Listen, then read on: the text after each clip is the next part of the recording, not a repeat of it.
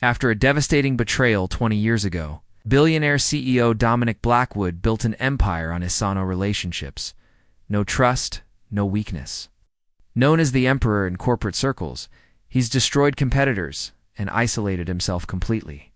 From Human Connection, Hey Dignity Stories, Z Family. Get ready, today's tale is pure romance, dripping with secrets, surprises, and one twist you'll never see coming. Let's dive in. The rain hammered Manhattan's glass towers like bullets against armor, each drop exploding into silver fragments 40 stories below. Dominic Blackwood stood motionless at his office window, watching the city blur into watercolor chaos. At 52, he had built Titan Industries into a fortress that controlled everything from cybersecurity to pharmaceutical patents. But tonight, the storm felt personal. His reflection stared back from the rain-streaked glass. Sharp cheekbones carved from years of calculated cruelty. Ice-blue eyes that had witnessed the dismantling of competitors and the orchestrated destruction of anyone foolish enough to challenge him. The press called him the Emperor behind his back, a title he had earned through 20 years of systematic isolation and ruthless efficiency. The intercom crackled. "Sir, the 9 o'clock is here." Dominic didn't turn from the window. His assistant Marcus Chen knew better than to expect acknowledgement for routine announcements.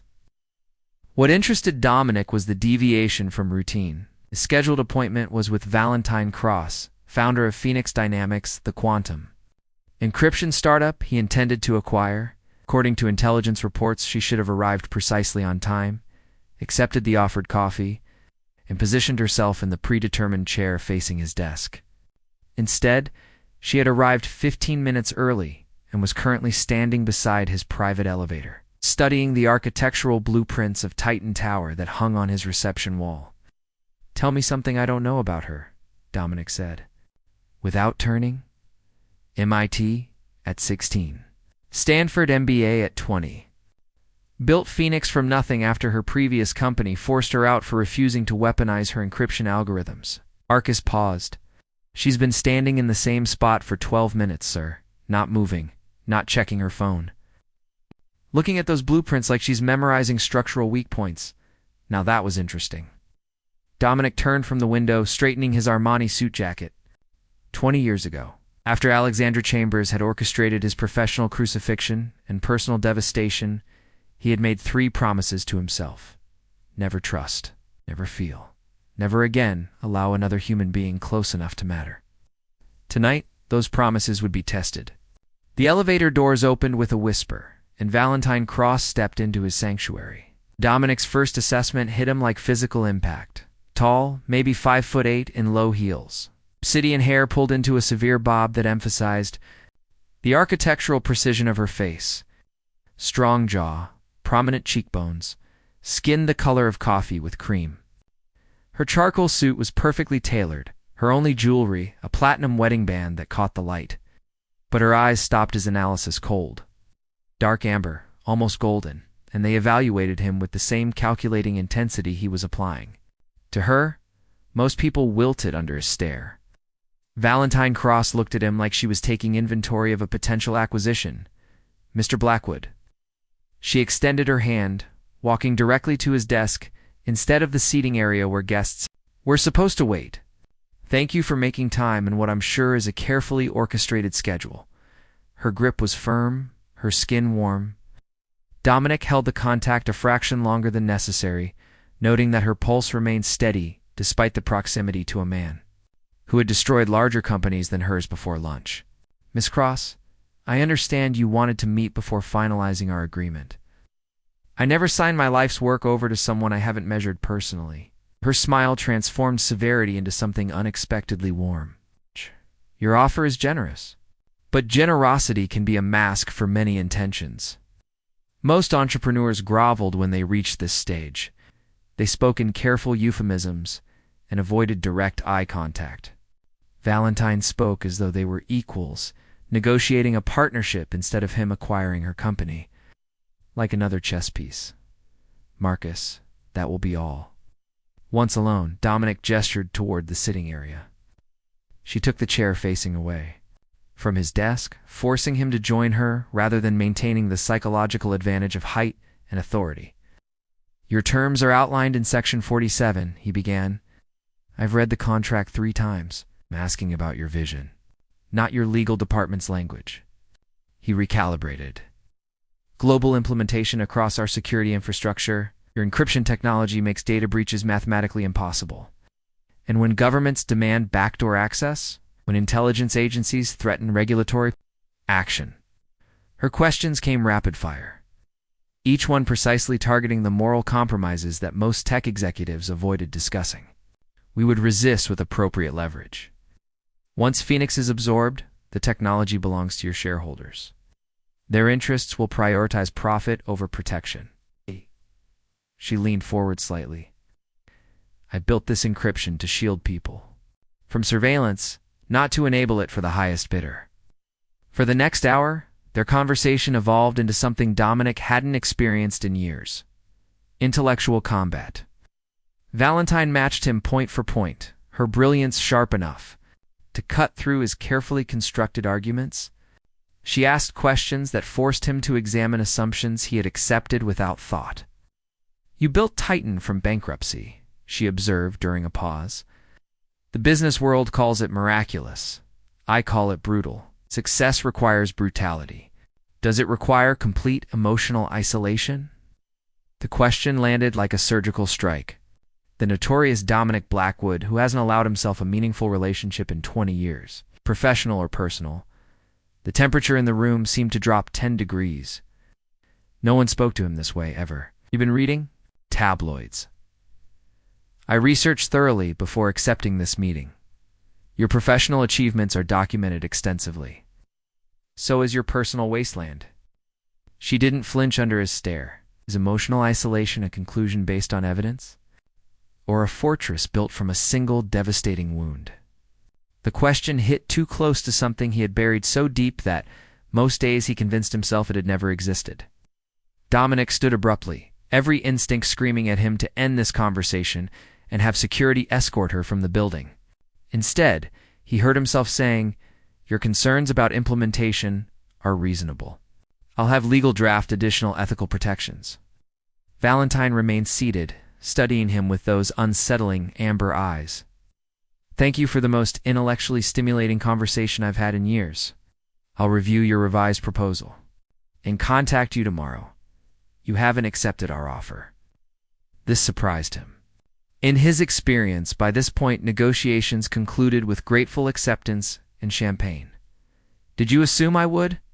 Her smile contained something that might have been amusement. "That would be poor negotiation strategy." She rose to leave. Dominic committed an act of professional suicide. "Have dinner with me tonight." Valentine's expression revealed nothing. For 20 years, he had never mixed business with anything resembling pleasure. For 20 years, he had maintained absolute separation between acquisition and personal. "Interest, business, or pleasure, Mr. Blackwood?" "Continued negotiation," he answered, scrambling to regain composure. "More productive without corporate surroundings. 7 o'clock. Text me the details." After she left, Dominic stood motionless beside his desk. The storm outside had intensified, rain now coming in sheets that obscured the city lights. For the first time in decades, he had encountered someone who challenged him not just intellectually, but personally. His secure phone buzzed. James Harlow, his head of security. "Sir, there's additional information about her connection to Chambers Industries. Valentine Cross didn't just intern there 15 years ago. Alexander Chambers' father personally orchestrated her removal from a major defense contract after she refused to compromise her ethical standards. But, sir, there's something else." Dominic waited. "Her quantum encryption technology is based on theoretical work by her father, Dr. Marcus Cross. His research was publicly discredited shortly before his suicide 12 years ago. The leading critic of his work was funded by a shell company." Harlow's voice dropped. He traced the funding. "It came from Chambers Industries." The phone slipped from Dominic's fingers, clattering onto his marble desk.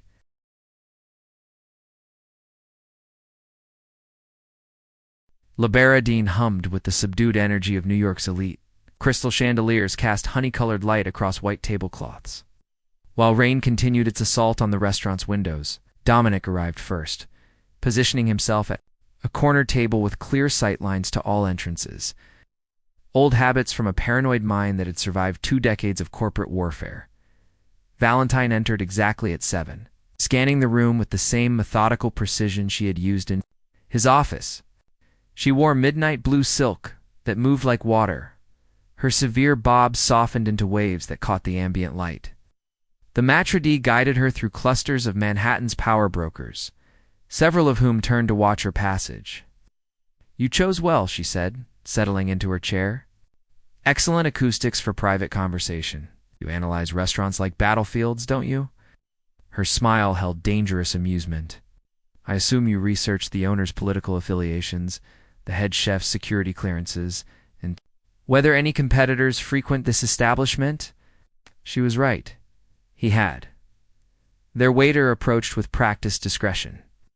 Valentine ordered wine that cost more than most people's monthly salary without glancing at the price. Another deviation from his intelligence reports, which had painted her as financially cautious. "Tell me about your father's work," Dominic said once they were alone. Her fork paused halfway to her mouth. "Interesting dinner conversation topic. Quantum consciousness theory. Revolutionary until the academic community destroyed his reputation." He watched her carefully. "You've built Phoenix on his theoretical foundation. You've done your homework." Her voice remained steady, but something flickered behind those amber eyes. "My father believed consciousness could be mathematically encoded.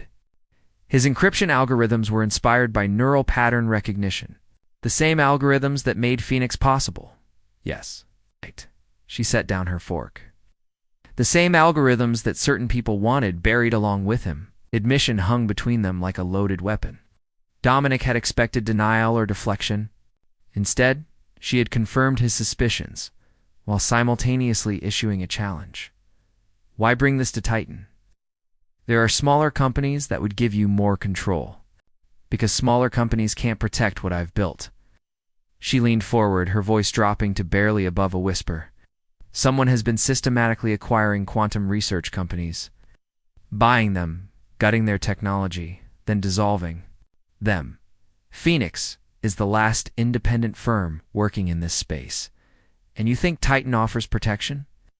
I think Titan offers you the resources to discover who's behind the acquisitions and why they want this technology eliminated." Dominic's wine glass stopped halfway to his lips. "You're not looking for a buyer. You're looking for an ally. I'm looking for someone with the power and motivation to destroy my enemies before they destroy me." Her eyes never left his face. "The question is whether you have sufficient motivation." The question felt like a test, though he couldn't determine what answers she sought. Business motivation? "Phoenix's technology could generate personal motivation," she interrupted. "This isn't about money for either of us." The restaurant noise faded into background static. Dominic found himself studying her face for tells, for micro-expressions that might reveal her true intentions. 20 years of negotiations had taught him to read people like financial statements. Valentine Cross remained unreadable. "What makes you think this is personal for me? Because you hate Alexander Chambers as much as I do." The words hit like a physical blow. Alexander's name had not been spoken in his presence for over a decade. Staff knew better. Business associates learned quickly, yet this woman had walked into his world and opened a wound he had convinced himself was completely healed. Chambers is irrelevant to this acquisition. Alexander Chambers destroyed your engagement and your first company 20 years ago. His father destroyed my father's reputation and drove him to suicide. His family has been systematically eliminating quantum research to protect their own interests. Valentine's voice remained conversational, but her knuckles had gone white. Around her wine glass, "They collect brilliant people, use them, then discard them when they become inconvenient." "How do you know about Alexandra?" Valentine's smile turned predatory. "I know she convinced you to trust her with proprietary information, then sold that intelligence to your competitors. I know she made you believe in partnership while planning your destruction. I know she taught you that caring about another, a person, is the same as handing them a loaded gun." Dominic's vision narrowed to tunnel focus. Nobody knew those details. The betrayal had been private, personal, designed to look like business failure rather than romantic devastation. He had spent 2 decades ensuring that narrative remained buried. "Who are you really?" Instead of answering, Valentine reached into her purse and placed a photograph on the table.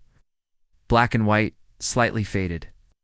A young man with Dominic's eyes and a woman with Valentine's bone structure stood beside a university laboratory, both wearing doctoral graduation robes.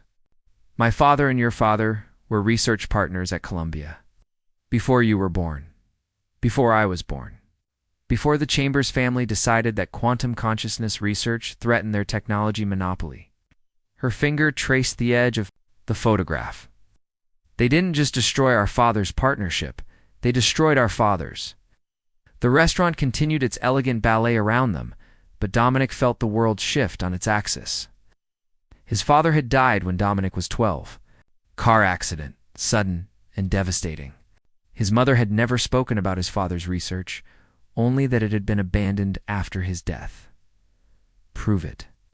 Valentine opened her phone and showed him a digital file. Pages of correspondence between their fathers, research notes, collaboration agreements, everything dated 25 years ago. Everything bearing the letterhead of institutions that had later distanced themselves from quantum consciousness work. "The night my father died, he called me, said he had discovered something that would vindicate both their work and your father's death." He was supposed to present his findings the next morning. Her voice dropped too, barely audible. "They found him hanging in his laboratory 6 hours later. And you think, I don't think. I know." She closed the phone and slipped it back into her purse. "The same people who killed our fathers are now trying to eliminate the last remnants of their work. My encryption technology is the only proof that their theories were correct." Dominic's mind raced through implications. If she was telling the truth, then his entire understanding of his family's history was a carefully constructed lie. If she was lying, then she was executing the most sophisticated manipulation he had ever encountered. Why come to me? Why not take this to the authorities? Because the authorities are compromised. Traditional law enforcement can't touch people with chamber-level influence, because I need someone with your resources and your complete lack of moral constraints. She met his stare directly, because I think you want revenge as much as I do. The waiter approached to refill their wine glasses, and Valentine fell silent. Professional courtesy, but also strategic timing. She had delivered maximum psychological impact, and provided space for him to process without pressure. Dominic studied her across the table. Everything about this encounter felt orchestrated, yet her emotional responses seemed genuine. Her anger when discussing her father's death, her calculated fury when mentioning the Chambers family. Either she was the most accomplished actress he had ever met, or she was exactly what she claimed to be. "What are you proposing? Partnership? Merge Phoenix with Titan, but maintain separate operational control. Pool our resources to investigate our father's deaths and the systematic elimination of quantum research. When we find proof, we destroy everyone responsible. And if you're wrong about the connection, then you acquire valuable technology, and I disappear into your corporate structure. But if I'm right," she leaned back in her chair, her expression shifting into something that looked remarkably like his own predatory smile. "If I'm right, we have the opportunity to dismantle an empire that's been built on the graves of brilliant men." Thunder crashed outside, rattling the restaurant's windows. The storm was intensifying, turning the city into a battlefield between light and darkness. Dominic realized that he was faced with a choice that would determine not just the future of his company, but the trajectory of whatever remained of his capacity for human connection. "There's something you should know," he said finally, "about Alexandra." Valentine's expression didn't change, but he caught the almost imperceptible tightening around her eyes that suggested she was bracing for impact.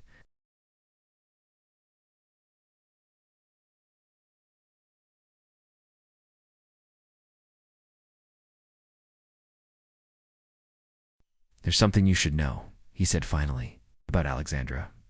Valentine's expression didn't change, but he caught the almost imperceptible tightening around her eyes that suggested she was bracing for impact. Asterisk. Dominic's penthouse had never felt like a home, but tonight it felt like a mausoleum. Floor-to-ceiling windows revealed the storm's aftermath across Manhattan, while Valentine stood in his living room, studying the space with the same analytical intensity she had applied to his office blueprints. No photographs, no personal items, no evidence that a human being actually lives here. She moved toward his bookshelf, fingers trailing across leather spines. It's like a hotel suite designed by someone who despises humanity. Sentiment is a liability. The word sounded hollow even to him. Sentiment, or evidence of who you used to be. She had insisted on coming here after dinner, claiming they needed privacy for what she was about to reveal. Dominic had broken every personal security protocol by agreeing, but something about her admission regarding Alexandra's recordings had shifted the entire equation. You said you had heard them. Valentine turned from the bookshelf, her expression unreadable. The Chambers family has been collecting intelligence on potential threats for decades. Your recordings were part of a larger archive. How did you access? Because I spent 2 years inside their organization. The words hit like a controlled detonation. After my father's death, I buried my real identity and got hired as a data analyst at Chambers Industries. For 24 months, I documented every illegal acquisition, every destroyed competitor, every life they ruined for profit. Dominic's mind raced through implications. If she had been inside Chambers Industries, then her approach to him was even more calculated than he had realized. But it also meant she had access to information that could validate or destroy everything she had told him. Show me. Valentine opened her laptop, connecting to his secured network with a quantum encrypted drive that bypassed every firewall he had installed. Files cascaded across his screen. Financial records, intercepted communications, surveillance footage, and audio files dating back 25 years. This is everything they collected on you, she said, clicking through folders. Business intelligence, personal surveillance, psychological profiles. She paused at a file marked Alexandra Private Recordings, including 47 hours of intimate conversations between you and your former fiancé. The folder contained audio files numbered by date. Dominic recognized several timestamps. Their first weekend together at his family's estate. The night he had told her about his father's death and his mother's subsequent breakdown. The morning he had confessed his plans for rebuilding his company, and specifically how he intended to outmaneuver his competitors. They recorded everything. Everything. That mattered.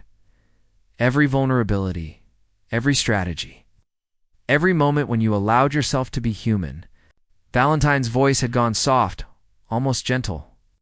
Alexandra wasn't just betraying you for money. She was conducting a psychological experiment to determine exactly how much damage could be inflicted through emotional manipulation. Dominic sank into his leather chair, 20 years of careful control threatening to collapse. The recordings represented more than business espionage. They were documentation of his complete emotional destruction, archived like research data for future reference. Why show me this? Because you need to understand what we're really fighting. Valentine closed the laptop and moved to stand beside his chair. This isn't about business competition. It's about systematic psychological warfare designed to eliminate anyone capable of independent innovation. She was close enough that he could smell her perfume, something subtle and expensive that reminded him of midnight gardens. Close enough that he could see the faint scar along her jaw, barely visible unless observed from this angle. There's more, she said quietly, about your father's death. My father died in a car accident. Your father discovered that quantum consciousness research could be weaponized for mass psychological manipulation. He was going to expose the potential dangers 3 days before he died. Valentine knelt beside his chair, bringing their faces level. The brake lines on his car were severed. The accusation hung in the air like poison gas. Dominic had spent 40 years believing his father's death was random tragedy. The possibility that it had been orchestrated murder rewrote his entire understanding of his family's history. Prove it. Valentine returned to her laptop, opening another encrypted folder. Police reports, insurance documents, autopsy results, all bearing official stamps, all appearing authentic. But buried in the technical specifications was evidence that had been overlooked or deliberately ignored. Brake fluid analysis showing contamination consistent with deliberate sabotage. I've been investigating this for 12 years, since my father's death. Since I realized that our families were connected and that both men died because they understood something too dangerous to remain alive. Dominic studied the documents with the same ruthless analysis he applied to corporate intelligence. Every instinct told him to distrust information this convenient, this perfectly aligned with his deepest fears and angers. But the evidence appeared. Genuine, and Valentine's emotional responses seemed authentic. "What do you want from me?" "I want you to help me destroy the people who murdered our fathers and turned us into weapons against each other." She closed the laptop and sat on the edge of his coffee table, their knees almost touching. "I want you to stop hiding behind emotional isolation and remember what it feels like to care about something beyond profit margins. Caring makes you vulnerable. Caring makes you dangerous." Her hand moved to rest on his knee, the contact sending heat through expensive fabric. "Alexandra taught you that love is weakness. But what if love is actually the most powerful weapon we have?" Before he could respond, she leaned forward and kissed him. Not gentle or tentative, but fierce and demanding. 20 years of enforced solitude cracked like ice under pressure. His hands found her waist, pulling her closer as rational thought dissolved into sensation. When they broke apart, both were breathing hard. Valentine's pupils had dilated, her carefully controlled composure finally showing cracks. "That was a mistake," Dominic said, though he made no move to create distance between them. "Probably." Her thumb traced along his jaw. "Are you going to stop?" Instead of answering, he kissed her again, this time slower, more deliberate. Tasting the wine on her lips, and the promise of something he had convinced himself he no longer wanted. Her hands tangled in his hair, destroying the perfect styling he maintained like armor. When his phone rang, they ignored it. When it rang again, Valentine pulled back with obvious reluctance. "Answer it." Marcus Chin's voice was tense. "Sir, we have a problem?" "Someone accessed the Phoenix acquisition files from an external location 30 minutes ago. Full download of all confidential documents." Dominic's blood turned to liquid nitrogen. Source, unknown, but the intrusion was sophisticated. They knew exactly which files to target and how to bypass our security without triggering automated alerts. Valentine was already reaching for her laptop, fingers flying across the keyboard. "They're tracking me," she said, without looking up. "Someone knew about our dinner, knew I would be here long enough for them to access Phoenix's servers remotely. Is that possible? Because someone on your team is working for them." Ow.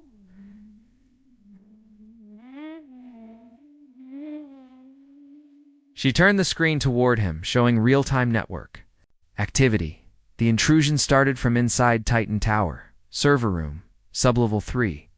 Dominic's mind raced through possibilities. Sublevel 3 required executive clearance.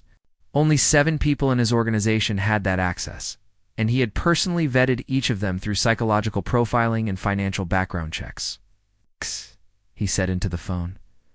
"Full security lockdown. Nobody enters or leaves the building until I arrive. Sir, there's something else. We found a listening device in your office, professional grade, capable of transmitting through our electromagnetic shielding." Valentine stood abruptly, her laptop snapping shut. "They've been monitoring you for weeks, maybe months. They know about our dinner, our conversation, everything we've discussed. Then they know about the evidence you showed me. They know we're working together, which means they'll escalate their timeline." She moved toward his window, staring down at the street 40 stories below. 2 weeks ago, Phoenix's head of security died in what looked like a mugging.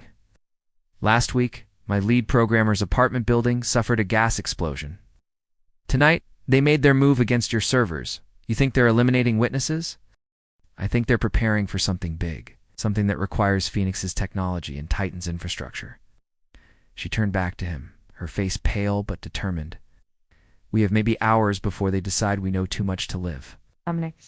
Secure phone buzzed with an encrypted message. Unknown sender, but the content made his blood freeze. "Stop digging, or join your fathers. You have 48 hours to transfer Phoenix technology and disappear. This is your only warning." Valentine read the message over his shoulder, then stepped back with an expression he couldn't interpret. They know where we are. They know what we've discovered. And they know that together we're too dangerous to allow survival. She picked up her purse, movements sharp and efficient. I need to retrieve the backup files from my apartment. After that, we run or we fight Valentine. On the handle, hand on the handle. If this is manipulation, if you're working with them, I will personally ensure that your death is neither quick nor merciful. Her smile was sad and infinitely dangerous. If I'm working with them, Dominic, then you're already dead.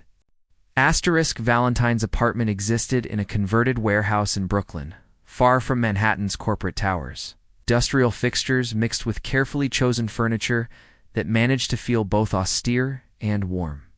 Dominic followed her through rooms, lined with servers and quantum computing equipment that represented millions in black market technology. This is where Phoenix really operates, she explained, powering up systems that hummed with barely contained energy. The Manhattan office is theater for investors and competitors. You've been lying from the beginning. I've been surviving. She connected multiple drives to a central processing unit, data streaming across wall-mounted monitors. When you're fighting people who control traditional power structures, you need unconventional weapons. Dominic studied the setup with professional admiration. The computing power in this converted loft exceeded most government installations. Valentine hadn't just built a company. She had constructed a private intelligence operation. How long have you been planning this approach to me? 18 months. She didn't look up from the screens. Since I confirmed that Titan had the resources necessary to trace the shell companies behind the quantum research acquisitions, and the dinner, the personal revelations, strategic. Her fingers paused on the keyboard. Initially, the qualifier hung between them like a loaded weapon. Initially suggested that something had changed, that calculation had evolved into something more dangerous for both of them. Upload complete, the system announced in a synthesized voice. Valentine turned from the monitors, her expression unreadable. Everything my father discovered about quantum consciousness manipulation is now transferred to Titan's servers, along with documentation proving that Chambers Industries has been systematically murdering researchers for 25 years, including our fathers. She moved closer, close enough that he could see the exhaustion in her eyes and the barely controlled grief she had been carrying for over a decade. Now we have 43 hours to decide whether we expose them or disappear forever. Before Dominic could respond, every screen in the apartment flashed red. Emergency protocols activated, sealing the exits and initiating signal jamming that would prevent external communication. They found us faster than anticipated, Valentine said, her voice steady despite the alarm systems screaming around them. Many thermal imaging shows 12 individuals, professional-grade equipment. They're not here for arrest. She moved to a wall panel, revealing an arsenal that included military-grade weapons and surveillance countermeasures. They're here for elimination.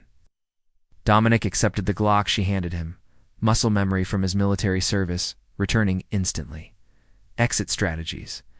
Service tunnel connects to the subway system, but they'll have anticipated standard escape. Routes. Valentine strapped on body armor with practiced efficiency. There's another option, which is, we broadcast everything, now, while we're still alive, to authenticate the transmission. Her fingers moved across a console, initiating upload protocols. Simultaneous release 2 major news outlets, federal investigators, and international intelligence agencies. Once it's public, killing us becomes counterproductive. And if the transmission fails, then we die, but at least we die fighting. The upload progress crawled across the main screen. Outside tactical teams were establishing perimeter positions, their movements visible through Valentine's security cameras. There's something I haven't told you, Dominic said, checking his weapons action. What? I know you're married. Valentine's hands froze on the keyboard. What? The wedding ring.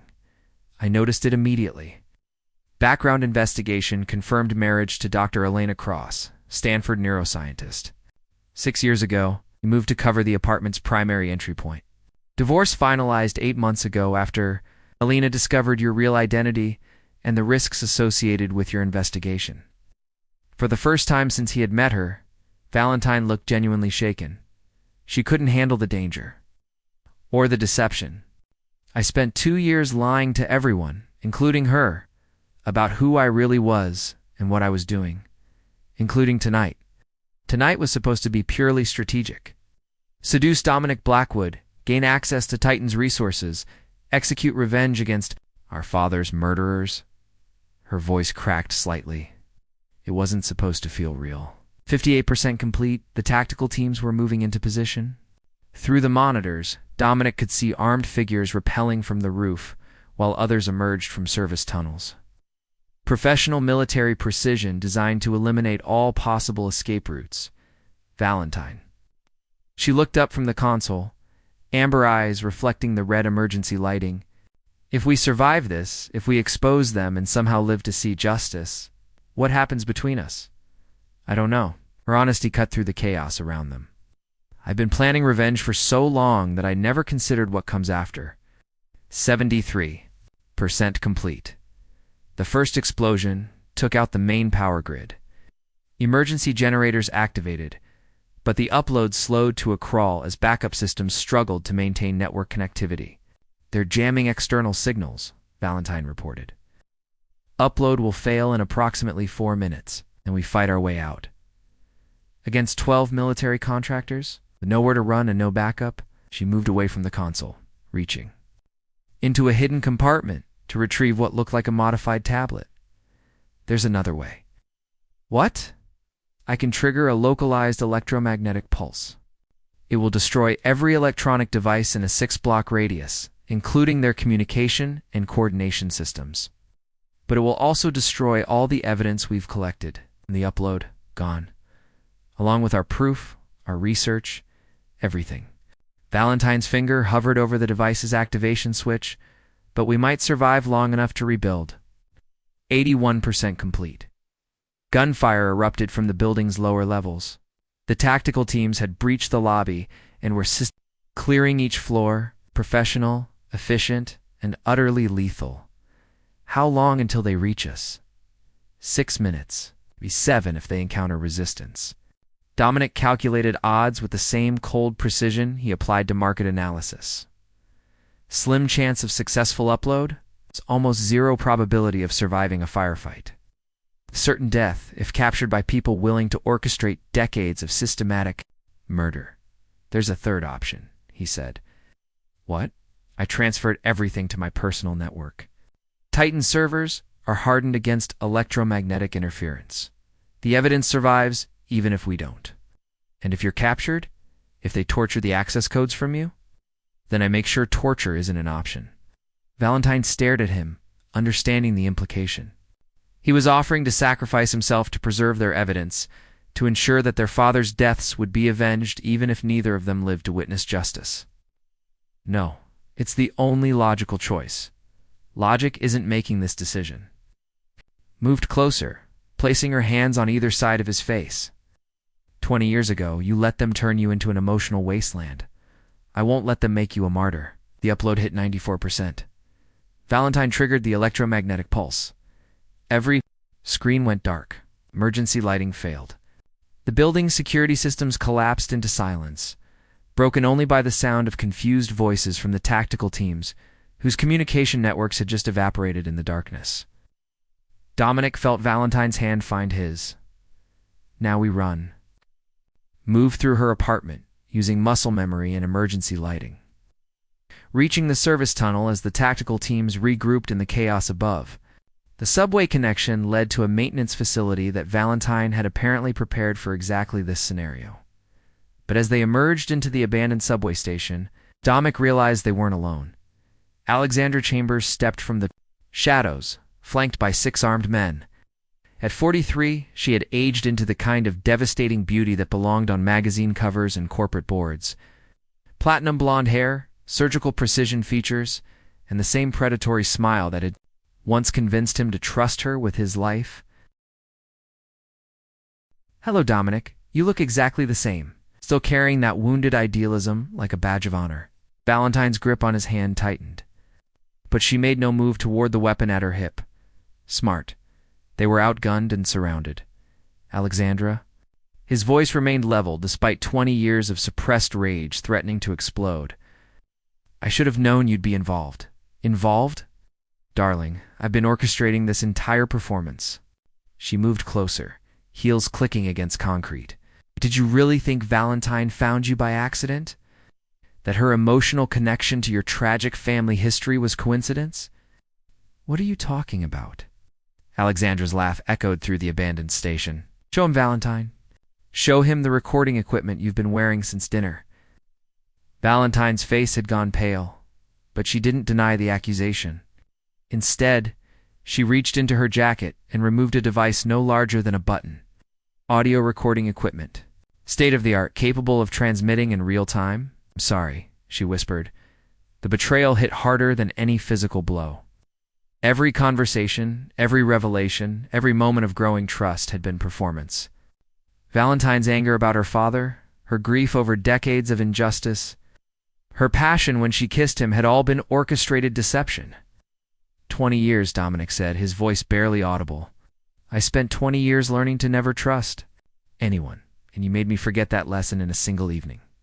The chemistry between you was genuine, Alexandra continued, clearly enjoying his devastation. We couldn't have scripted that level of authentic emotional connection. Valentine wasn't supposed to actually develop feelings, but she did. Valentine's voice was stronger now, defiant despite the impossible situation. Everything I told you about our fathers was true. Everything about the murders, the cover-up, the systematic elimination of quantum research. I was supposed to seduce you and steal Titan's resources, but somewhere between dinner and your apartment, it became real. Touching, Alexandra said. Unfortunately, real feelings don't alter practical realities. Valentine, darling, step away from him. No, excuse me. I said no. Valentine moved closer to Dominic, positioning herself slightly in front of him. I won't let you destroy him the way you destroyed his father. Alexandra's expression shifted from amusement to ice-cold fury. You seem to have forgotten our arrangement. Your cooperation in exchange for your ex-wife's continued breathing, Alina. Valentine's voice cracked. Dr. Alina Cross, currently sedated in a warehouse in Queens. Alive as long as you follow instructions. Dead the moment you decide that love is more important than survival.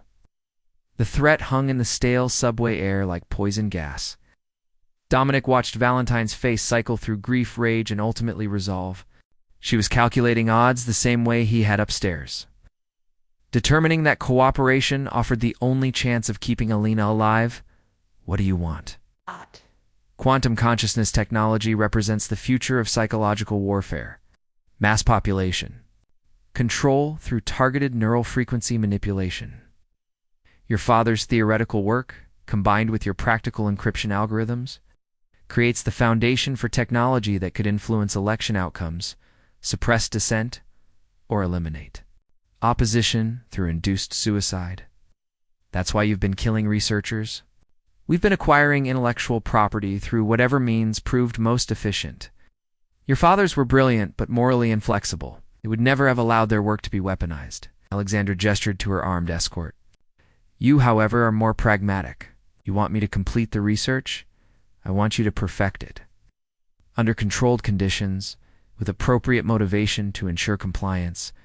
Valentine looked at Dominic, amber eyes reflecting 20 years of his own emotional devastation. She was facing the same impossible choice that had driven him into isolation. Act. Sacrifice someone she loved to preserve her own principles, or compromise. Everything she believed to protect them. If I agree, Alina lives. If I refuse, she dies, and you killed Dominic anyway. Delina, precisely. Though I'm impressed you've retained enough analytical thinking to recognize the parameters. And if I cooperate fully, if I give you everything you want?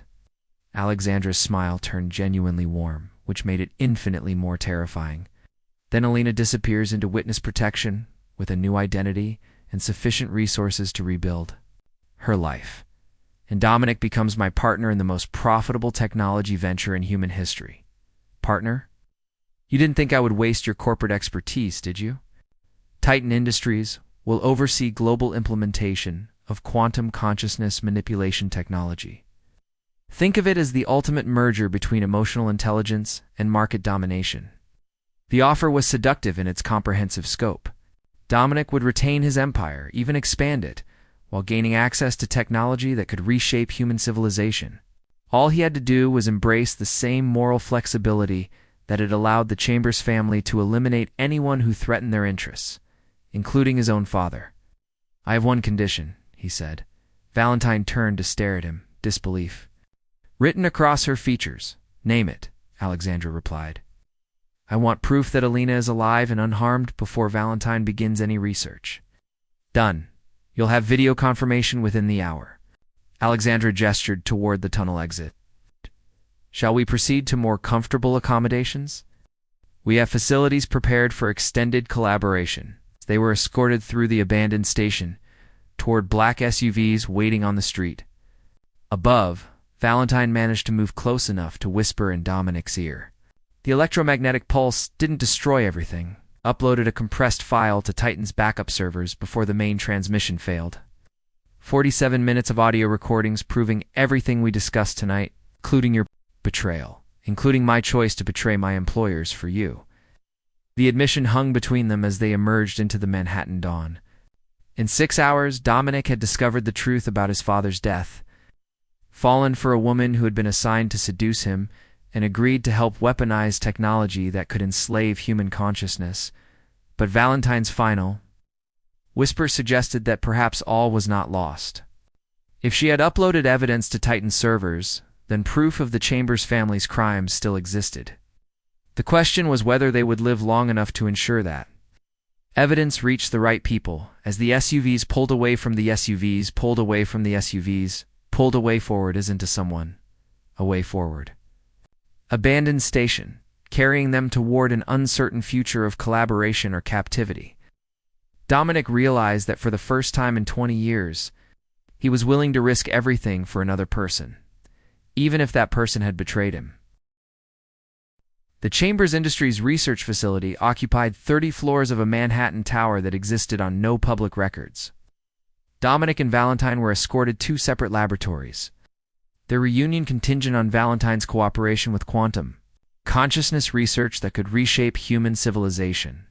For 72 hours, Dominic was held in luxurious captivity while Valentine worked under armed supervision to perfect her father's theoretical frameworks. Through reinforced windows, he watched her at computer terminals, surrounded by equipment worth more than most countries. Defense budgets, she looked exhausted, magnificent, absolutely determined to find a way out of their impossible situation. The 4th morning, Alexandra visited his suite with coffee and devastating news. "I'm afraid Elena suffered an unfortunate accident during transport to protective custody," she announced, settling into a leather chair like she was attending a board meeting. "Cardiac episode. Tragic but unpreventable." The lie was so casual, so perfectly delivered that Dominic almost admired its craftsmanship. Almost, "You killed her. I eliminated a liability." Valentine's emotional attachment to her ex-wife was interfering with research productivity. Alexandra sipped her coffee delicately. Grief, properly channeled, can be remarkably motivating. Valentine doesn't know yet. She will.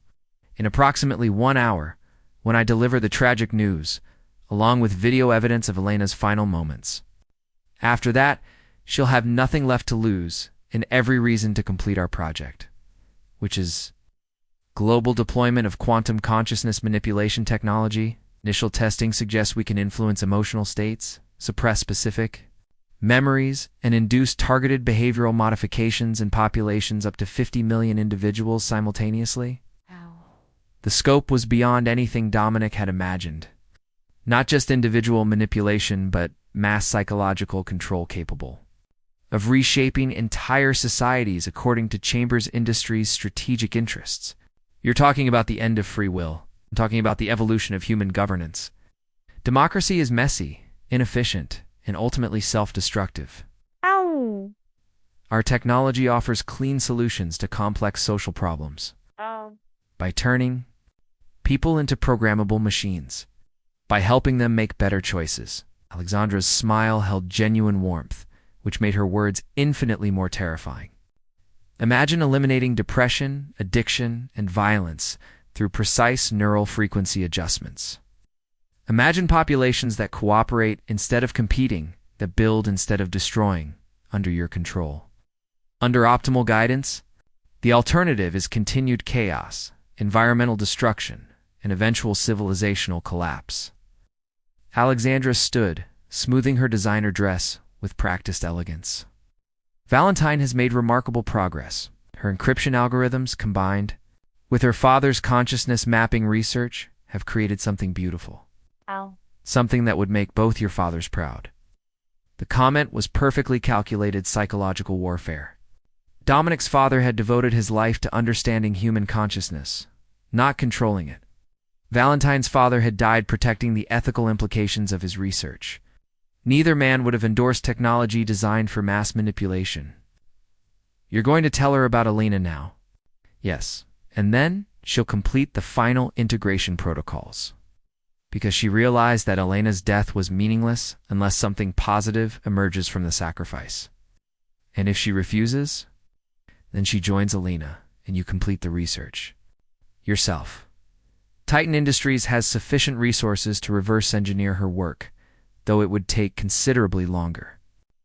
After Alexandra left, Dominic stared through his reinforced windows at Valentine's laboratory. In 1 hour, she would discover that her cooperation had failed to protect the person she had loved most. The knowledge would either break her completely or transform her into something infinitely more dangerous. He hoped for the latter. 57 minutes later, Valentine's scream echoed through the research facility's reinforced walls. Raw, primal, the sound of someone's soul being shattered into fragments that could never be reassembled. Security monitors showed her collapsing beside her computer terminal while Alexandra's voice delivered clinical explanations about cardiac episodes and unavoidable tragedies. But instead of surrendering to grief, Valentine stood, wiped her tears, returned to her keyboard with mechanical precision. For the next 6 hours, she worked with focused intensity that impressed even the armed guards monitoring her progress. Integration protocols that had taken days to develop were refined in hours. Theoretical frameworks became practical applications. Her father's consciousness research merged with quantum encryption to create something unprecedented. At 11:47 p.m., she completed the final upload. Alarms began screaming throughout the facility. Every computer system, every security network, every electronic device connected to the building's infrastructure began broadcasting the same message simultaneously. Audio recordings of Alexandra's confession about systematic murder, video documentation of Elena's execution, financial records proving decades of illegal acquisition and elimination of quantum researchers. But the broadcast wasn't limited to the building. Valentine had embedded the evidence in the quantum consciousness manipulation system itself, ensuring that every network, every satellite connection, every communication system capable of receiving the signal would be flooded with proof of Chambers. Industry's crimes, global, instantaneous, impossible to stop or suppress. Dominic's door burst open as security forces abandoned their posts to address the technological catastrophe engulfing their operations. He moved through corridors filled with chaos and panic, reaching Valentine's laboratory as she completed her final protocol. "Elena's dead," she said without turning from her monitors. "I know. They were never going to let any of us live." The voice was hollow, mechanical, drained of everything except cold purpose. But they made one critical miscalculation, which was, they assumed I was working to save her. But I was actually working to avenge our fathers. Valentine finally turned from her computer, amber eyes reflecting something that might have been madness or perfect clarity. The consciousness manipulation technology is real. It works exactly as advertised. And for the next 47 minutes, till global authorities shut down the transmission network, it's broadcasting a very specific neural frequency pattern. What kind of pattern? Guilt? Remorse? The psychological compulsion to confess crimes and seek redemption. Her smile was terrible and beautiful. Everyone connected to a digital device within transmission. Range is currently experiencing overwhelming urges to admit their worst actions and make amends. Through the laboratory windows, Dominic could see security guards laying down their weapons and calling their families to apologize for years of morally compromised work. Research scientists were deleting classified files and uploading evidence of illegal experiments to news outlets. Even Alexandra Chambers was visible on security monitors, speaking rapidly into her phone about decades of systematic murder and corporate espionage. You weaponized their own technology against them. I gave them exactly what they wanted. Mass psychological manipulation. They just didn't expect to be included in the target demographic. Valentine moved to stand beside him at the window, both of them watching 20 floors of criminal conspiracy dissolve into chaos and confession. Her hand found his, fingers intertwining with the natural precision of quantum entanglement. What happens now? Now we disappear. Before the neural frequency effects wear off, and they remember that killing us would solve most of their problems. She squeezed his hand gently. I have safe houses prepared, resources, new identities. Together if you want. Her voice carried uncertainty for the first time since Elena's death. I know I betrayed you. I know you have every reason to walk away and never look back. Dominic turned to face her fully, studying the exhaustion and grief and desperate hope written across features he had memorized in a single evening. Valentine Cross had destroyed his emotional defenses, manipulated him into vulnerability, and ultimately chosen his survival over her own revenge. She had also avenged their fathers, exposed decades of systematic murder, and probably prevented the enslavement of human consciousness to corporate interests. I spent 20 years learning not to trust anyone, he said, and I think I'd rather spend the next 20 years learning to trust you. Her smile transformed grief into something that might have been joy.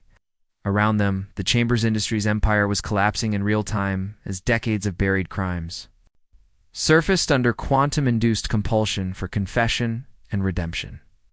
6 months later, in a villa overlooking the Mediterranean, Dominic received confirmation that Alexandra Chambers had been sentenced to life imprisonment without possibility of parole. 17 other Chambers Industries executives faced similar sentences. The quantum consciousness manipulation technology had been classified as a weapon of mass destruction and banned under international treaty. Valentine found him on the terrace, reading news reports on a tablet while the sun set over waters that reflected gold and crimson light. Any regrets? She asked, settling into the chair beside him. Not about destroying our old lives. He set down the tablet and took her hand, studying the wedding ring they had. Exchanged 3 weeks earlier? None. Even knowing that I was assigned to seduce you. Especially knowing that. His thumb traced across her ring, solid and warm and real. It means you chose me over your mission. You chose love over revenge. You chose to trust someone who had spent 20 years proving he was untrustworthy.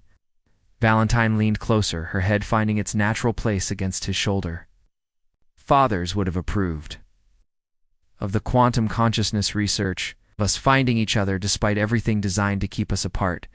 She tilted her face up to meet his eyes. Of love being stronger than manipulation, truth being stronger than deception, and hope being stronger than the worst things people do to each other.